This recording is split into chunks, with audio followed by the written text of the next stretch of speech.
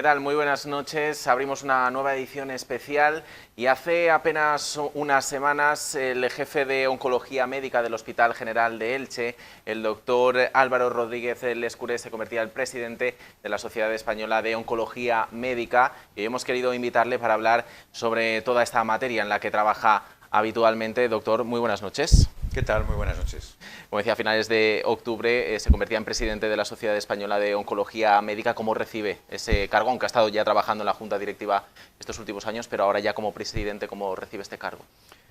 Bueno, pues igual son palabras muy manidas, ¿no? Pero con mucha ilusión, con cierto vértigo, ¿no?, de la responsabilidad del cargo y con muchísimas ganas, ¿no? Se renueva, nuestra sociedad es muy dinámica, se renueva periódicamente cada 2 años media junta. Y entramos a trabajar, yo ya llevo 2 años como vicepresidente de la doctora Vera, que ha dejado ahora la presidencia, y empezamos, retomamos muchos, y hacemos nuestros, por supuesto, muchos proyectos en marcha, y luego queremos poner en marcha otros muchos más, ¿no? Así que bien, con ilusión y con ganas, sí. Doctor, si le parece, para situar a los espectadores, vamos a introducir sobre qué es la oncología médica y a la vuelta seguimos hablando.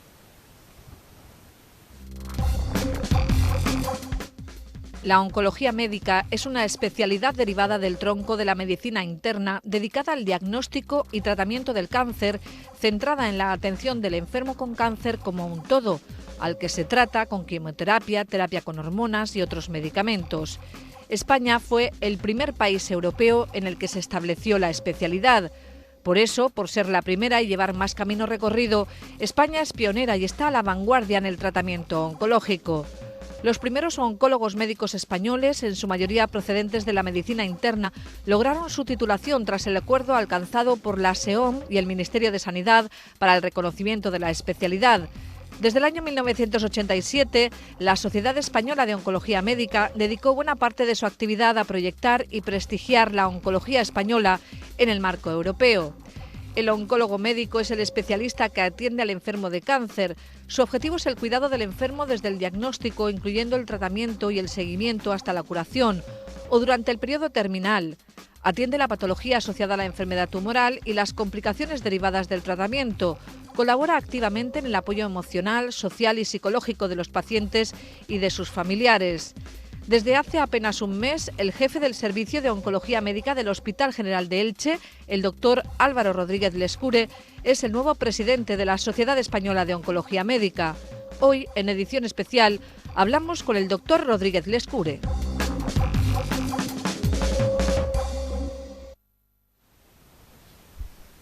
Pues seguimos con el doctor Rodríguez Lescure. Hablamos de esos trabajos que ha venido haciendo dentro de la Junta Directiva, trabajos que están en marcha y que ahora sigue trabajando en ellos como presidente. ¿Cuáles son los retos que se marca ahora la SEOM?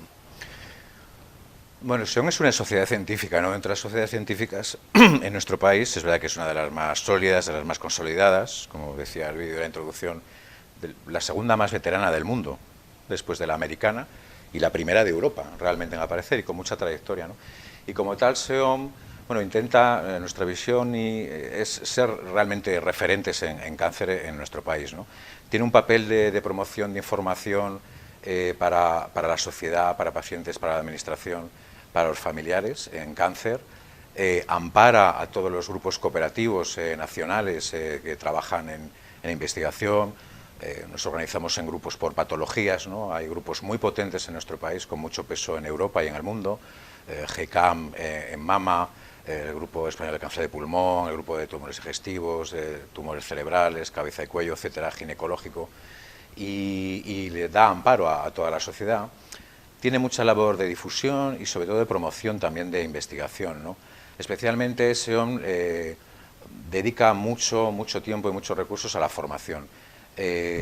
Somos lo que nos hemos formado y el nivel de la oncología española es, bueno, está feo decirlo, pero a lo mejor, claro, parece muy parcial, pero es muy alto, ¿no? Especialmente cuando hacemos comparaciones con el resto de Europa o del mundo, y porque hemos cuidado mucho la labor de formación de nuestros médicos residentes durante muchos años, y ahí SEOM sí que promueve muchísimas actividades de formación para especialistas, pero también especialmente para el periodo de residentes.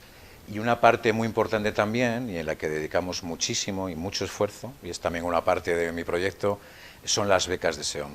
SEOM trabaja en becas para enviar a especialistas jóvenes, residentes recién terminados, a hacer estancias en centros de excelencia, en Europa, en Estados Unidos, en Canadá, para desarrollar mucho de investigación translacional, estudios en fase 1. Es una inversión tremenda, cambia la vida profesional del que lo recibe. Hoy en día es posible, en mi época era muy difícil acceder a una beca, a una ayuda económica así, y este año vamos increciendo, pero hemos conseguido sumar 760.000 euros en becas, ¿no? Y hay muchas personas realmente a las que les va a cambiar la vida, pero sobre todo incluso tenemos becas de retorno para hacer que esas personas, después de 1 año, 2 años formándose en excelencia, traigan ese talento, toda esa sapiencia, esa experiencia, luego de retorno, ¿no? Porque luego aquí las cosas no son fáciles a la hora de trabajar o a la hora de acceder a un buen contrato, ¿no? Y esa es una parte muy importante, ¿no? Y por otra, dentro de los proyectos también, en la pelea por los pacientes, por el acceso a la innovación, por la igualdad y la equidad en la asistencia, no solo a los fármacos, que es algo en lo que se insiste mucho realmente y es muy importante, porque hay inequidades en nuestro país y retardo en el acceso a la innovación, sino a la equidad y al acceso a la mejor calidad en la atención, ¿no? Y eso implica una atención global y también a las mejores cirugías y a la mejor radioterapia y a los mejores planteamientos de diagnóstico, programas de detección precoz, ¿no?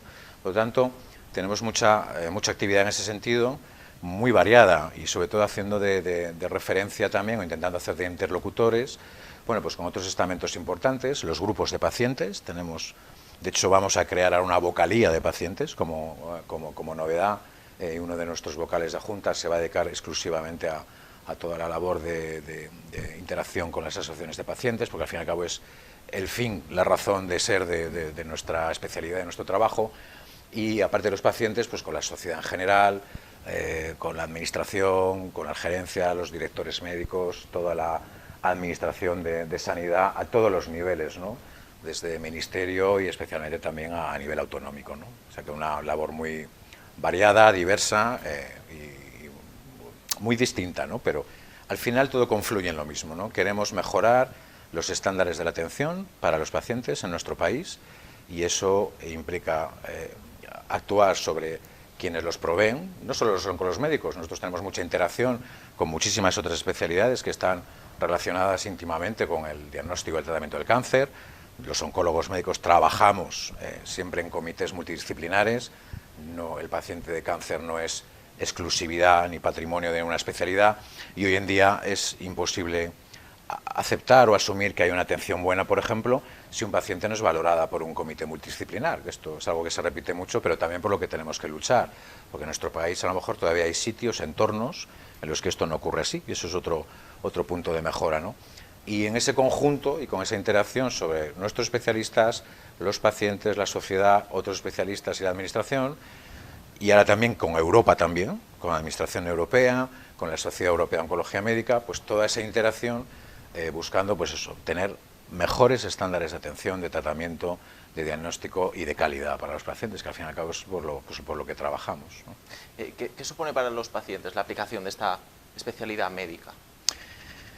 La oncología médica revoluciona hace unas cuantas décadas, claro, va en parejo con el desarrollo del conocimiento de la investigación en cáncer, ¿no? Evidentemente hay unas partes del tratamiento del cáncer que son absolutamente esenciales, los tratamientos locales, la cirugía y la radioterapia, que tienen realmente el papel curativo inicial del tratamiento local del cáncer, pero el conocimiento de la enfermedad, de la biología de la enfermedad, pues nos enseñó hace mucho tiempo que muchos cánceres son enfermedades sistémicas ya desde el principio, que existe una microdiseminación celular del tumor, lo que llamamos micrometástasis, y que provocan las recaídas, aunque hayamos hecho un tratamiento correcto desde el punto de vista quirúrgico y además con intención curativa. Y el desarrollo básicamente de esa terapia fue históricamente la quimioterapia. Realmente, esto desde un concepto histórico, pues si la cirugía oncológica se desarrolla en torno al acto quirúrgico, la oncología radioterápica en torno a la radioterapia, la oncología médica inicialmente se desarrolló en torno al desarrollo de la quimioterapia, ¿no? Hoy en día la quimioterapia sigue siendo una parte importante del tratamiento médico, pero el tratamiento médico se ha diversificado mucho en los últimos años y claro, ya hablamos de medicina de precisión, medicina personalizada, terapias biológicas, genómicas, conocimiento genómico, biológico del tumor, la tipificación personal de cada tumor para buscar la diana terapéutica ha cambiado mucho el panorama, ¿no? Y hoy en día hay tumores donde la quimioterapia pinta poco, en otros todavía tiene un papel importante, ¿no? Se dice a veces alegremente que la quimioterapia va a desaparecer, desaparecerá en mucho tiempo, pero no hoy en día. Pero claro, el desarrollo de anticuerpos monoclonales, terapias dirigidas, antiangiogénicos, vacunas, y en los últimos años ya espectacularmente la irrupción de la inmunoterapia. Entonces es un tratamiento médico muy complejo y que requiere un especialista, valga la redundancia, especializado en el manejo, en la indicación, en el control, la evaluación de la respuesta, el control de los efectos secundarios y la evaluación global del paciente. Y ahí entra, obviamente, la oncología médica, que en nuestro país, por fortuna, pues se desarrolla desde hace ya bastantes años y en un ámbito de buena salud. Y, por supuesto, siempre interaccionando, colaborando en comités multidisciplinares, que es como hemos desarrollado la oncología en España, pues con los cirujanos de cáncer, con los radiólogos, con los oncólogos radioterápicos, los patólogos, etcétera, etcétera, ¿no? Supongo que también la intención en un futuro es ir hacia tratamientos cada vez menos invasivos, ¿no? Para el paciente. En todos los sentidos. Realmente la cirugía ha pasado históricamente de una situación en la que la radicalidad era, claro, lo que se entendía como más curativo. Cuanto más radical eras, más capacidad tenías de curar ese tumor que, como cáncer, ¿no? La palabra como origen de cangrejo, se iba extendiendo, ¿no? Y se iba extendiendo, ¿no? Cuanto más radical eras, más curaba. Realmente se veía que eso funcionaba en algunos tumores, pero en otros muchos no, ¿no? La cirugía, pues, ha tenido un avance espectacular técnicamente en cáncer, y tenemos cirugías mucho menos agresivas, mucho más conservadoras. Podemos conservar órganos como antiguamente no se hacía. Bueno, conservamos la mama, podemos conservar la vejiga, podemos conservar las cuerdas vocales. En sarcomas de partes blandas, son estos sarcomas, podemos conservar miembros, ¿no? Y conservar la función, ¿no? Ahí ha contribuido enormemente la radioterapia, el desarrollo también de la radioterapia, que hoy en día ya no es la radioterapia clásica que conocemos. Hoy en día la evolución tecnológica de la radioterapia es absolutamente espectacular. Hay nuevas técnicas de irradiación, esquemas de fraccionamiento distintos que nos permiten consolidar el tratamiento local y ser menos invasivos, ¿no? Y en el tratamiento general, en ese tratamiento que nosotros llamamos sistémico, claro, de ese estándar antiguo con mala fama que era la quimioterapia, hoy mala fama ganada a pulso, porque muchas quimioterapias pues tenían un perfil de toxicidad poco agradable. Hay muchas quimioterapias, eso es verdad, y con muchas maneras distintas de tolerarla, pero la irrupción de otras terapias no quimioterapia y terapias biológicas ha cambiado esa agresividad, digamos, contra el paciente, ¿no? Que tenía que pagar un precio muy alto en términos de tolerancia, ¿no? Esto no quiere decir que los nuevos tratamientos, y esto también se repite con frecuencia, estén exentos de efectos secundarios. No es cierto. La inmunoterapia tiene otro tipo de efectos secundarios y algunos también son potencialmente graves, ¿no? Pero es otro perfil con otra manejabilidad, ¿no? Las terapias hormonales que usamos desde hace mucho tiempo, en los últimos años se han multiplicado, tenemos un montón de opciones de tratamiento hormonal en tumores que dependen de hormonas, cáncer de próstata y cáncer de mama fundamentalmente. Antes teníamos un compuesto o dos nada más y ahora hay muchísimas más líneas. Y sobre todo la terapia dirigida, personalizada, anticuerpos monoclonales e inmunoterapia, que en general su perfil de efectos secundarios es más llevadero, mucho más llevadero. Muchos ya no requieren la administración intravenosa, que esto es un punto importante. También la oncología históricamente se construyó un poco en torno a un espacio particular que era el hospital de día de oncología, donde el paciente venía, recibía tratamiento parenteral, su suero, su quimioterapia y se iba a casa, ¿no? Evitábamos la hospitalización, pero ahora ya en el hospital de día aplicamos muchas terapias, por ejemplo, de inyección subcutánea, anticuerpos por inyección subcutánea, que son mucho más cómodos, menos invasivos, más llevaderos, que permiten un montón de infusiones sin que el paciente pase por la consulta. Es decir, digamos que el nivel de agresividad, como tú decías, sobre el paciente va bajando, ¿no? Pero aún así es un tratamiento muy complejo y que requiere pues mucha coordinación y una visión muy global del asunto, ¿no? Pero yo creo que siempre vamos mejorando también la calidad de vida, que una parte de ella, obviamente, depende de los tratamientos, ¿no? Y la otra de controlar bien la enfermedad, lógicamente. Y esa parte las dos sumas, control de toxicidades y mejora de la evolución de la enfermedad, hacen que los pacientes, bueno, pues puedan recibir en general sus tratamientos en entornos de menos agresividad, ¿no? Y con mejor calidad de vida. ¿Cómo es el servicio de oncología médica del Hospital General? Pues nuestro servicio es un servicio ya clásicamente establecido como un servicio en el ámbito de lo que definimos como ideal, ¿no? Un servicio asistencial, un servicio docente y un servicio investigador, ¿no? En oncología, en medicina en general, la docencia es una obligación. En nuestro país, pues, la situación de la docencia es difícil en la universidad y hay mucho de docencia vocacional y que se espera que se administre esa docencia vocacionalmente. Hay muy pocas plazas de profesores, pero para impartir lo que es el grado de medicina, los estudios de posgrado, ¿no? Pero sobre todo también docencia porque formamos residentes. Formar residentes, tener acreditada la capacidad de formar médicos especialistas, te hace mejor servicio, porque tu estándar de calidad tiene que estar más alto. Es inmoral, es inaceptable formar residentes si tú no tienes un servicio que investiga, puntero en la asistencia y que es docente. Y nuestro servicio, por suerte, forma residentes, si no recuerdo mal, desde el año 1991. Que entró la primera residente en el servicio, y todos los años formamos 2 residentes por año, o sea que son ya muchas generaciones. Algunos de ellos son jefes de servicio ya en otros centros, en nuestra provincia o fuera de ella, y han salido de nuestro servicio especialistas de una magnitud, de una calidad espectacular, ¿no?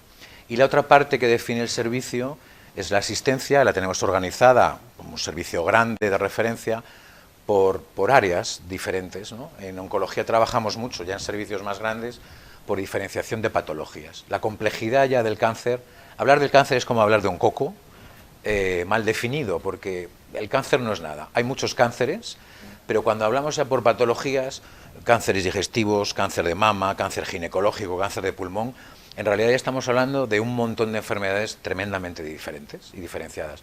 Y todos hemos tendido a subespecializarnos y desarrollar nuestro área de interés en lo asistencial, pero también en lo investigacional, en una patología. Yo, por ejemplo, he desarrollado toda mi carrera en cáncer de mama, ¿no? La he desarrollado en el Grupo Español de Investigación en Cáncer de Mama, y en el hospital pues he liderado un poco todos los ensayos y los trabajos de investigación en cáncer de mama, pero pues igual tenemos al doctor Gallego, que es el responsable del área de digestivo, la doctora Guirado, que es la responsable del área de tumores torácicos y cáncer de pulmón, y así sucesivamente, ¿no? Y eso lo tenemos perfectamente parcelado, establecido, ¿no? Y con oncólogos senior y oncólogos más junior integrados en cada unidad, ¿no? Y por último, la investigación. No se puede concebir una atención, la medicina en general sin investigación. Puede ser una opción, en oncología no es una opción. En oncología no puedes plantearte la investigación como una opción, es una obligación. Tenemos que mejorar estándares que eran malos. Si hoy en día hemos llegado a donde hemos llegado, es porque antes los estándares eran peores y los hemos mejorado. Entonces hay una obligación moral incluso y profesional de contribuir y de investigar. Pero para investigar hay que tener un servicio bueno, con gente muy bien formada, metodológicamente, una serie de procedimientos y de buena práctica clínica de investigación, y sobre todo hemos construido desde hace muchos años una unidad de investigación. Y entonces en nuestro servicio tiene una unidad en la que trabajan 6 personas que sostenemos, además, desde el propio servicio, con toda la actividad de investigación y todos los grants y toda la entrada de fondos para investigación en ensayos clínicos.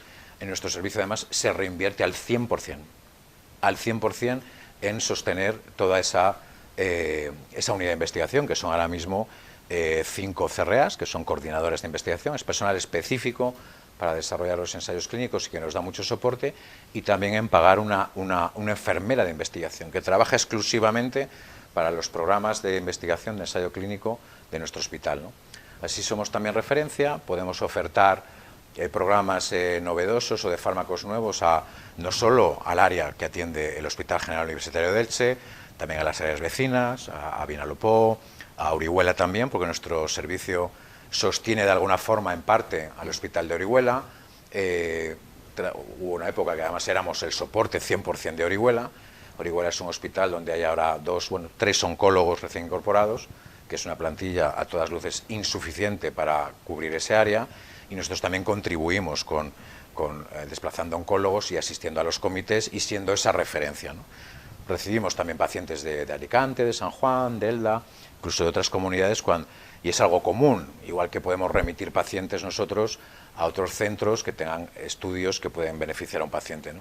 Intentamos trabajar en red, pero en ese sentido el servicio sí que es referencia, yo creo, en la provincia de Alicante, posiblemente junto con el Hospital General Universitario de Alicante, ¿no? Creo que son los dos centros que en oncología son referencia en docencia y especialmente en investigación. ¿Cree que el cáncer, antes decía que es como el coco, ¿no? ¿Cree que el cáncer es todavía una enfermedad muy estigmatizada, alrededor de la que hay mucho tabú? Sí y no, sí porque sigue ocurriendo, pero no en el sentido porque creo que culturalmente ya nuestro bagaje cultural va cambiando, ¿no? Pero aún así sigue siéndolo. Y el impacto de recibir un diagnóstico de cáncer sigue siendo tremendo, de nuevo porque la palabra cáncer ya implica esa estigmatización de una enfermedad claramente mala, maldita, de la que te vas a morir seguro, y el tratamiento es horroroso, que por desgracia puede ocurrir en algunos casos, pero que mayoritariamente ya no es así, dentro de las múltiples situaciones que nos encontramos, ¿no?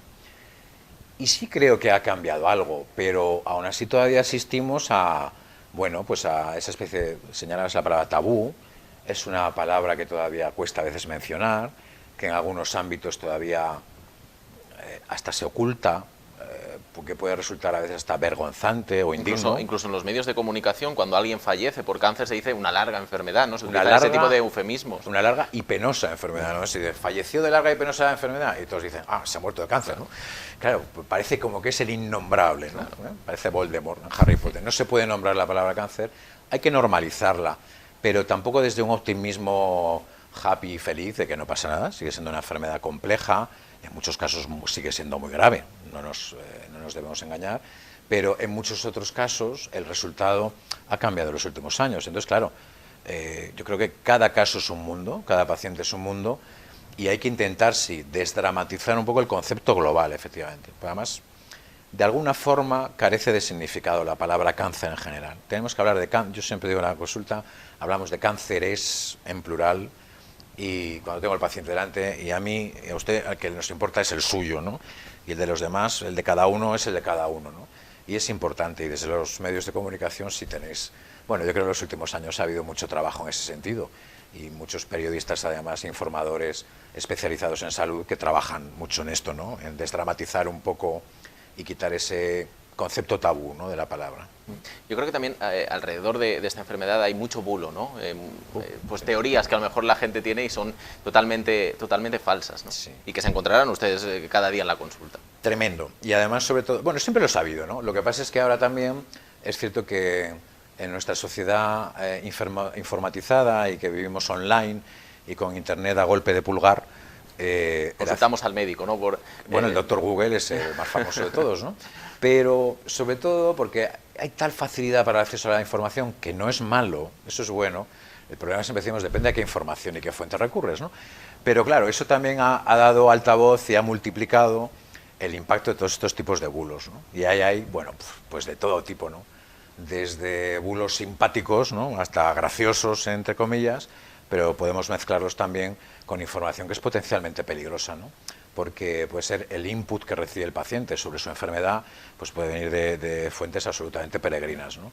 Y podemos encontrarnos cosas, pues ya digo, hasta simpáticas, pero luego bulos que pueden condicionar a un paciente hacia una pseudoterapia, o una pseudoterapia peligrosa, o renunciar a un tratamiento, a una prueba diagnóstica que puede ser importante en un momento dado. O sea, es un mundo complejo. Yo particularmente, además, milito bastante, trabajo mucho en ese sentido, porque creo que el paciente está en una situación de cierta labilidad, y no es que no pueda elegir, pero obviamente su sensibilidad cuando ha sido diagnosticado a determinadas informaciones, pues puede hacerlo un blanco muy fácil incluso de terapeutas, bueno, pseudoterapeutas carroñeros, como digo yo, ¿no? Y vivimos rodeados de ellos, pero esto es más antiguo que la humanidad, ¿no? El vendedor de elixires crecepelo de la película del oeste, el chamán de tiempos antiguos, Y en muchas de estas situaciones, aparte de grandes timos, sobre todo hay situaciones de peligro. Porque hay terapias que son realmente pseudoterapias peligrosas y otras, porque no siéndolo, pueden hacer que un paciente opte por no tratarse con un esquema de tratamiento que puede ser curativo o mejorar mucho su calidad de vida o no diagnosticarse, ¿no? Y eso puede tener consecuencias graves, ¿no?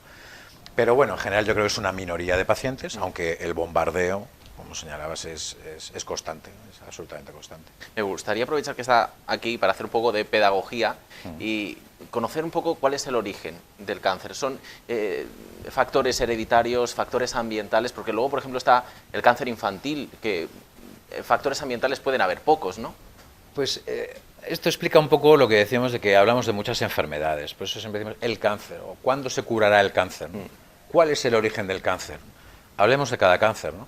Pero en global, el cáncer depende básicamente como enfermedad, el cáncer básicamente es una alteración de la regulación. Todos nuestros tejidos, todas nuestras células, todo lo que somos, desde un punto de vista puramente biológico, está regulado y codificado en nuestra información genética, en nuestros genes, el ADN que está en el núcleo de cada una de nuestras células. La mitad de ese material la heredamos de papá, la otra mitad de mamá. Eso se recombina y sale un ser humano único. Y somos únicos porque esa secuencia de genes de ADN es única. Y eso es lo que nos hace únicos. Todo ese material genético regula todo, toda nuestra biología. No solo los rasgos clásicos, el color de los ojos, el color del pelo, si somos anchos, estrechos, altos, delgados. Regula todo, el crecimiento de todos los tejidos, la diferenciación. ¿Por qué los dedos no siguen creciendo? ¿Por qué no siguen creciendo los dedos indefinidamente? ¿Por qué no siguen creciendo nuestros pies? ¿Por qué tenemos un estómago y no tenemos 5? ¿Por qué se diferencian los tejidos? Todo esto está regulado. ¿Cómo funciona todo? Está en los genes. Es la enciclopedia de la vida. Estos genes, aparte de heredarse, también se renuevan, las células se duplican, se multiplican y se dividen. Es una parte de la función celular. Y en esos mecanismos de división celular puede haber errores. Errores al dividirse el ADN y pueden aparecer errores. Hay sistemas de reparación. Todos los días, en realidad, todos los días se están produciendo un cáncer potencial en nuestro cuerpo y posiblemente cientos de ellos. Pero nuestro sistema de reparación arregla la avería. Se ha alterado el ADN, aquí en esta parte del material genético tenía que haber una base, hay otra porque hemos puesto un ladrillo de otro color y eso altera una función. Bueno, eso se repara. Todos los días ocurre cientos de veces. ¿Por qué puede alterarse ese material genético que cuando hay un montón de alteraciones consecutivas y necesarias y que se suman generan una célula tumoral? Que es una célula que ya ha perdido ese control. Y más que perder el control, adquiere otras habilidades. Las células tumorales con ese material genético mutado y cambiado ya no se comportan como las células normales, no hacen lo que deben de hacer y adquieren esas habilidades de multiplicarse a su aire en medios que no tienen que multiplicarse, se dividen cuando no deben, adquieren la capacidad de invadir tejido, de desdiferenciarse del tejido, de invadir el torrente circulatorio, la capacidad de circular por la sangre, la capacidad de extravasarse a distancia, invadir otro tejido y desarrollarse. Y la capacidad de escapar a la policía del cuerpo, que es el sistema inmunológico. En realidad son supercélulas. Desde un punto de vista de la biología, la célula cancerosa tumoral es una maravilla biológica, es una faena para el ser humano, pero adquiere esas capacidades. Y las causas hereditarias. Puede haber mutaciones que se heredan y predisponen al cáncer. Y ya esa mutación ya la llevamos en nuestro material genético. Y eso predispone al cáncer y hay síndromes de cánceres heredofamiliares. En general estimamos que esos son un 8 o un 10% de los casos. Luego hay una gran parte de por qué se altera ese material genético. Agentes externos, repetidísimo. Agentes que tabaco responsable de una gran mayoría de los cánceres, alcohol, radiación ionizante, radiaciones ultravioletas, el riesgo de melanoma, por ejemplo, una dieta inadecuada en el sentido de exceso de calorías asociado con gasto metabólico. Bueno, pues todo esto promueve un cambio en nuestro organismo que favorece también el crecimiento y el desarrollo de los cánceres porque se liberan un montón de factores estimulantes de crecimiento tumoral. y dieta y, por supuesto, ejercicio físico son muy importantes, obesidad y sedentarismo, bueno, y algunos agentes, ¿no?, externos, ¿no? Y luego una gran parte de los cánceres que son, digamos, casuales, es decir, errores de la replicación y que no hemos reparado, y que es un porcentaje muy, muy importante. ¿Cuál es la mayor probabilidad de que una célula que haya una mutación y no se repare? Pues cuanto más tiempo estemos vivos. Entonces hay otro factor añadido que ocurre más en nuestra sociedad, y es que vivimos más. Y como vivimos más, pues tenemos más, es un precio, un peaje que pagamos por vivir más. Claro, y ahora tenemos, y es uno de los retos de las sociedades occidentales también, uno de tantos, es también el afrontar la mayor incidencia de cáncer porque vivimos más. Y cada vez en las primeras visitas que vemos, si en nuestro hospital ocurre así, nos encontramos personas ya de edades avanzadas, pero que han llegado a una edad avanzada en un estado razonablemente saludable. Y que a lo mejor hace algunos años o no llegaban a esa edad y no llegaban a tener ese cáncer, o llegaban a esa edad con un deterioro clínico general por la edad avanzada tan importante, que ese tumor no era ni tributario de considerarse, ni de diagnosticarse, incluso ni de tratarse. Pero hoy en día es un reto, y es lo que llamamos la oncogeriatría. Y tenemos también herramientas de valoración del paciente geriátrico con cáncer, para ver quién se va a beneficiar del tratamiento y quién no. O sea que todas esas cosas determinan el origen del cáncer, pero ¿qué tenemos que saber? Y sobre todo importante de cara a la prevención, todos los hábitos saludables que influyen en ello. O sea, tabaco, alcohol, mala alimentación, vida sedentaria, obesidad y exposición a la radiación ultravioleta, por supuesto toda la protección laboral con radiación ionizante, etcétera, agentes tóxicos. Todo eso es un paquete que si pudiéramos controlarlo de forma absoluta, pues podríamos reducir seguramente el cáncer en una tercera parte, ¿no? O incluso algo más, ¿no? Eso es una parte importante. El conocer los síndromes hereditarios nos ha permitido también desarrollar unidades de consejo genético que analizan esas mutaciones que predisponen al cáncer. En el Hospital Universitario de Elche pues tenemos una de las unidades de referencia también de la Comunidad Valenciana en consejo genético, y podemos identificar no solo a los pacientes que lo tienen, sino a los familiares que tienen esa mutación, y también podemos hacer prevención en ese sentido, ¿no? Pero indudablemente hay una parte del cáncer en la que seguramente no podemos prevenir hoy por hoy nada. En el futuro desarrollaremos sistemas de detección muy precoz, incluso a lo mejor molecular, y en la que podamos incidir y cambiar la historia natural de la enfermedad. Pero bueno, todavía eso no es una realidad, ¿no? Pero todas esas causas posibles, que son obviamente muy variadas, y bueno, y he olvidado una también muy importante, y que son los virus, ¿no? Los virus también generan un cambio en las células que infectan, y que una serie de cambios insertando su material genético generan esas mutaciones, y hay dos virus muy importantes en relación con cáncer en nuestro medio, que los dos son prevenibles además, con vacuna, que es el virus de la hepatitis B, íntimamente relacionado también con el hepatocarcinoma, y también el papilomavirus, el HPV, que tiene una relación muy importante con el cáncer de cuello uterino y con algunos cánceres de orofaringe que están relacionados con este virus, y que en los próximos años asistiremos a una reducción importante de su aparición por la vacunación, el programa de vacunación general que estamos viviendo, ¿no? Eso es otra situación prevenible también, y otra causa totalmente distinta, ¿no? Pues eso precisamente quería preguntarle, porque lo ha dejado usted caer antes. ¿Vamos a poder asistir al hallazgo de la cura del cáncer? Pues enlazando un poco con el mismo concepto de antes, yo es que creo que la cura del cáncer no existirá, porque no es el cáncer, son los cánceres, ¿no? Entonces, indudablemente lo más, y esto no podemos dejar de olvidarlo, tenemos un desarrollo tecnológico espectacular en los últimos años de nuevos fármacos y lo que llamamos la medicina de precisión, ¿no? El conocimiento genómico de las mutaciones y el diseño de fármacos dirigidos a esas mutaciones. Bien, hemos empezado, todavía son pocos los pacientes que se benefician de eso.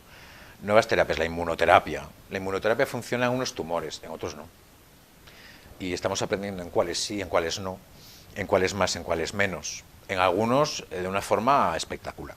En otros tumores la inmunoterapia no hace nada. O sea, son enfermedades realmente distintas, ¿no?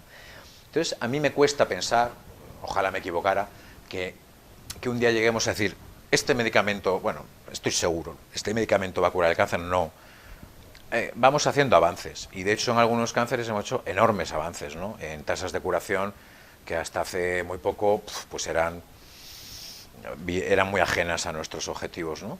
Y en cambio, y hoy en día no, pero en cambio hay otros tumores donde el avance ha sido mínimo, muy mínimo, y otros donde el avance ha sido espectacular, pero queda muchísimo por hacer. Entonces, no creo que haya finalmente una única opción. Sí creo que la inmunoterapia, no como la conocemos hoy, sino la inmunoterapia que llamamos celular, es decir, el poder utilizar, reprogramar nuestras propias células, nuestros propios linfocitos para luchar enfrentarse, digamos, contra un tipo de tumor concreto, el que tiene el paciente en un momento concreto, sí que creo que será en el futuro una opción muy eficaz para muchos cánceres. Pero me resisto a pensar que va a haber una panacea, un tratamiento único, porque realmente son eso, enfermedades muy distintas, ¿no? En algunas realmente lo más rentable es prevenirlas. Esto no nos podemos equivocar. Y la prevención es muy barata. Lo que pasa es que, ayer hablamos en un foro de esto, no se ve la inmediatez. Y entonces vende poco, lamentablemente. La prevención es muy barata. Pero nuestra capacidad de influir en la enfermedad en realidad es mínima si la comparamos con la capacidad real que tendría una prevención absoluta. Entonces, insisto, hay un grupo importante que no vamos a poder prevenir, son errores de probabilidad o por vivir más tiempo. Pero en otros casos donde hay una acción, claro, el 85% de los cánceres de pulmón tienen relación con el tabaco.